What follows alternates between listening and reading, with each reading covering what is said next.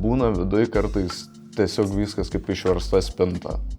Viena mintis sako, susiimk, antra sako, aš pavargau, o trečia iš vis sako, pasiduok.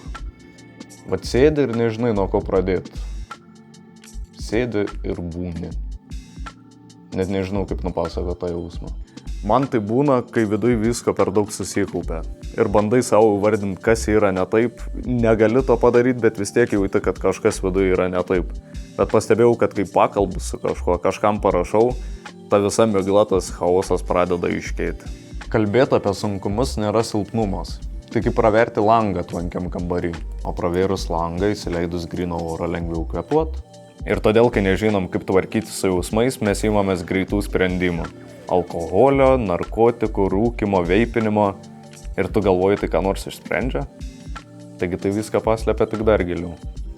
Kai viduje yra painiava, svarbu tuo momentu yra sustoti ir pagalvoti, kokios mintys kyla, o galbūt aš kažką jaučiu ant kūno, nes kartais sunkiausios emocijos jos fiziškai pasireiškia pojūčiais.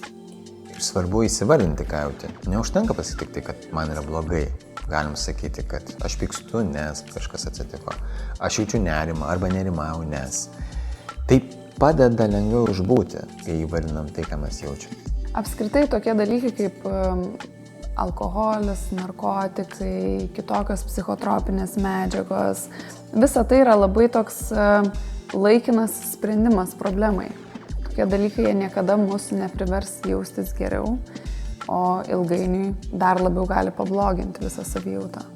Dėl to turbūt svarbu yra pasidalinti su kitais žmonėmis, nes nuo to laimime ne vien tik tai, kad mes, nes galime jaustis išgirsti, bet ir kiti žmonės, nes jiems yra tada lengviau atsiverti ir mūsų ryšys suartėja, jeigu mes pasidalinam kažkuo, kas yra mums labai jautru arba svarbu.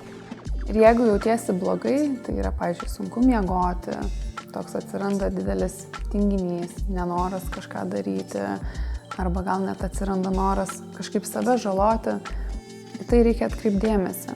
Tai yra ženklas, kad kažkas yra ne taip, ir kad verta ieškoti pagalbos. Bėgimas nuo savo jausmų tik dar labiau išvargina. Greiti sprendimai kaip alkoholis, narkotikai, rūkymas, tai tik trumpam paslepia problemą ir vargu ar ją iš viso paslepia. Bet kai leidi savo jausti, kai randi žmogų, kurio pasitiki ir su juo pakalbi, taigi jauti, kad ta migla visa jin pradeda iškėti ir viskas darosi daug tvarkingiau. Tai net jei ir dabar jaučiu chaosą, tai žinau, kad jame nereikia likti vienam. Mat ir viskas tvarkingiau. Jeigu jautiesi užstrigęs savo jausmuose, pasikalbėkime. Nesvarbu, ar žinai ar ne, kaip juos įvardinti, mes čia tam, kad tave išklausytume ir išgirstume. Tai skambink į jaunimo liniją arba parašyk į chatą.